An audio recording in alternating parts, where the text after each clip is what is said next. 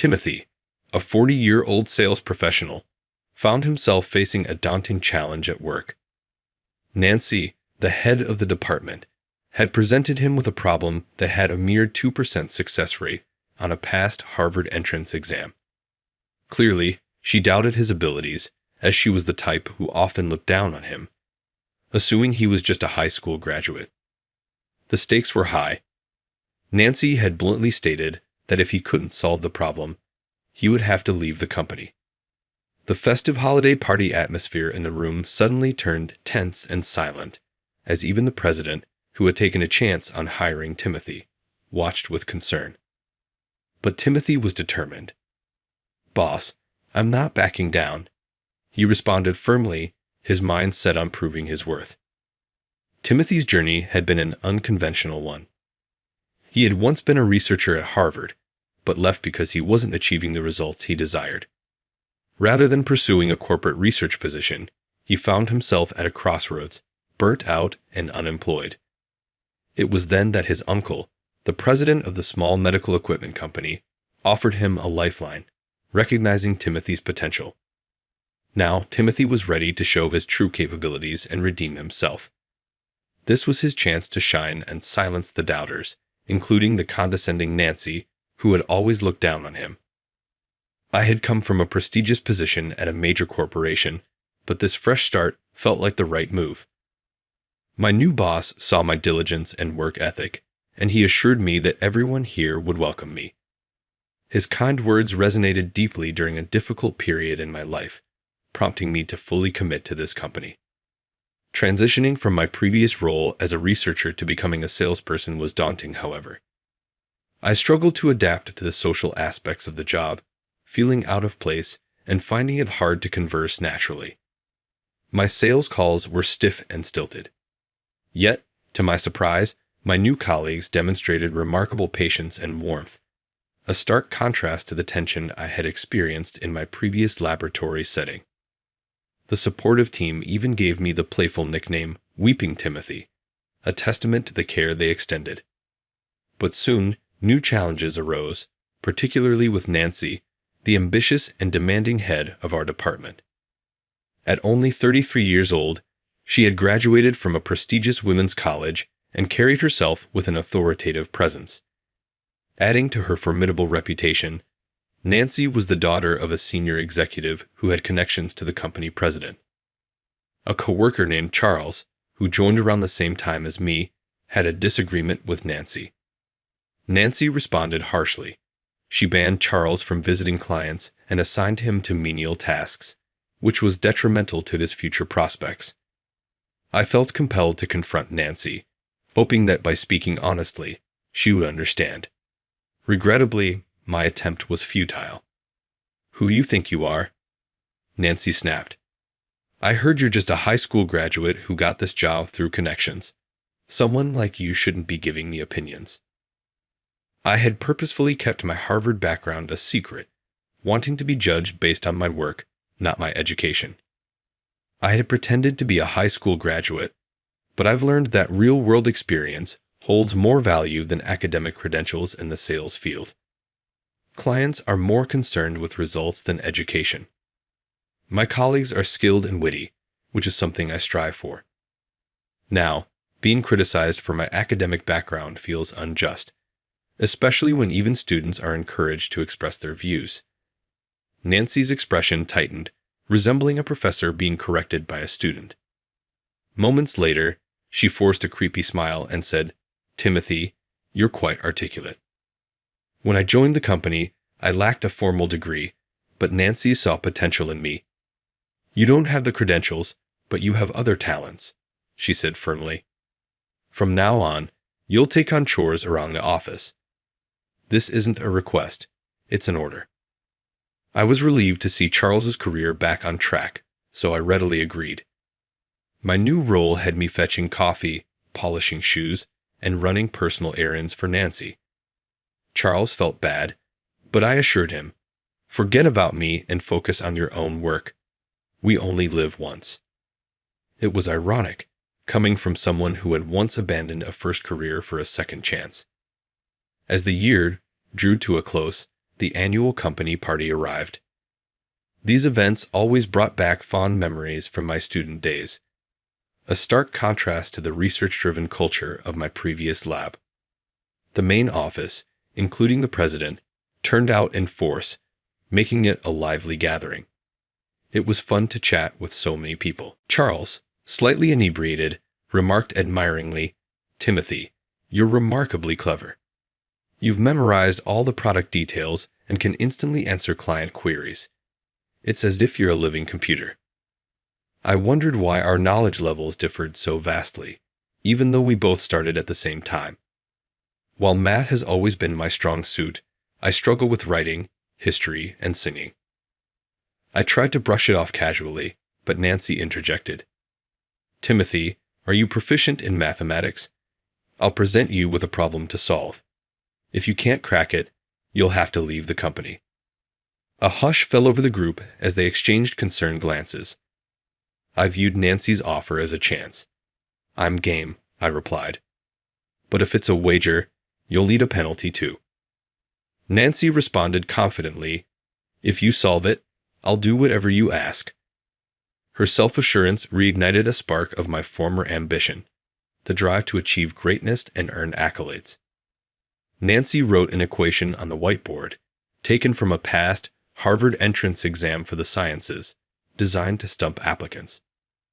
Handing me the black marker, she said with a smug grin, "Good luck." I never anticipated she'd pull out a question from a former Harvard entrance exam. I stood before the whiteboard, feeling the weight of the situation. I noticed the president's concerned expression, but I knew I couldn't rely on him. This was my challenge to overcome. Timothy will quit if he can't solve this problem. "Everyone, let's encourage him," Nancy announced, prompting a stir among the group. The president began to speak, but I cut him off. "Boss, I'm not backing down today." In just 3 seconds, I found the answer, having solved a similar problem on a Harvard entrance exam long ago. "You've been through a lot," the president said after I presented my solution, referring not only to my decision to leave my research career, but also to a specific past event. When I started graduate school, I finally dedicated myself to research. It was then that I met Maria Anderson, a piano student at NYU's renowned arts division. If Harvard is the pinnacle of academia, then NYU's arts program is the peak of the arts world. I first encountered Maria at a piano bar, where a friend had taken me. Despite my limited musical knowledge, I was captivated by her performance, realizing that there are people with truly exceptional talents. Whenever I take the stage, your face in the crowd catches my eye. The way you listen, so captivated by the music, tells me you find joy in my performances. I'd appreciate your constant support and the passion you bring to every show. Your presence means more to me than you know." Her gratitude surprised me. I'd thought that people with great artistic talent would be more arrogant. I thought it was okay to be a bit selfish if you had the power to captivate the public. But Maria's performances were worth that much. "I should be the one thanking you. Lately, I've been feeling incredibly fulfilled because of you." She laughed and said, "That's an exaggeration." That was the start of a deeper connection between Maria and me. Maria had been playing piano since she was 2 years old. At that age, I wasn't thinking about research at all. I've come to realize that artists are born, not made. Despite our different backgrounds, upbringings, and talents, we shared a deep love and trust. I used to think that someone smart enough to get into Harvard wouldn't appreciate music. But that's not true. I admire artistic talent because it's something I lack. Plus, while I'm researching things that don't yet exist, Maria's music makes me feel like I can achieve the impossible. Maria gave a sad smile and said, "Thank you. The only people who ever say that are you and my grandma." "Your grandma?" I asked, surprised. "Yes, she always praised my piano playing. My mom is strict and never gave me praise. But thanks to my grandma, I kept playing. She passed away last year." "I'm sorry to hear that," I said. But now I have someone else who praises my piano playing so I can keep going. At this time, Maria was considering quitting the piano. Even though she was at university surrounded by exceptional talents, she had lost her confidence. Her piano playing became even more magnificent, filled with a strength and healing quality that energized me just by listening. I thought no one else in the world could play like Maria.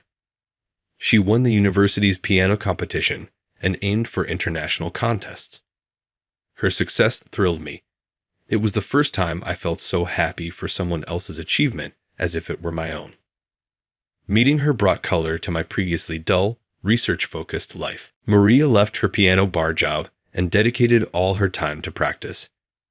Meanwhile, I finished my master's program and was deciding whether to pursue a FD. This led to a conflict with my parents. They wanted me to consider my future and join a major corporation. I was nearing 30, and they were right. Most people would get a job after finishing their masters. I understood that developing industrial products at a big company would be more lucrative than uncertain research. If I failed to produce results, I'd end up with nothing. Research, like artistry, can be unforgiving. But I didn't want to give up my dream of winning a prestigious award with my research. Maybe it was Maria's inspiration, but I decided to pursue a FD. Of course, you can stop the financial support. I'll manage on my own from now on. Thank you for supporting me until now, I told my parents. They didn't say anything, but I could feel their profound disappointment. Fortunately, my younger brother, who aims to be a doctor, graduated with honors from a prestigious medical school this year. He'll surely make our parents proud. Just think of it as if you only had one son, I said. It might have been the worst thing for a parent to hear, but I was committed to this path with no turning back. I finally understood why untalented street musicians keep performing despite the mockery. I vowed not to lose Maria. Even though we couldn't see each other as often, knowing we were both pursuing our dreams made me feel less lonely. Our bond grew stronger with every phone call, and I believed we were a perfect couple united by our dreams. One day, I met Maria after a long time. She had lost a lot of weight. She'd always been slender, but being a pianist required physical strength. She used to have a certain robustness despite her slimness, but now she looked unwell. Sadly, my intuition was correct. She collapsed during practice and was taken to the hospital. Maria was diagnosed with acute leukemia, a devastating blood cancer. This disease destroys young cells rapidly, and she quickly lost her vitality and became bedridden. Despite this, I never doubted she'd recover. Decades ago, the survival rate for this disease was less than 20%, but with modern medicine, it should be lower now. Maria began her battle with the disease, and I prayed every day for her swift recovery. But a year later, Maria passed away at the young age of 25. Even without her, I couldn't stop my research. The beloved light was gone, but I pressed on. Days passed, and I continued my work desperately. I couldn't stop, even though the guiding light had faded. Days slipped by with no results, just time wasted. One day, I felt everything was in vain. You have no luck. Give it up already, my professor said, patting me on the shoulder. His words cut deep. To think that my efforts might have been thwarted by luck felt incredibly cruel. It seemed so easy to shatter everything I'd worked for. None of my peers cared about my departure. My mind snapped back to the year-end party venue. Charles ran up to me, eyes wide with excitement. This is incredible. I don't fully understand what's written here, but I know it's amazing. Who are you? He asked, his enthusiasm reminding me of Maria. I wanted to hug him, but restrained myself, not wanting to create any awkward situations. Hold on, it's too soon to celebrate. We need to confirm if the answer is correct, I said.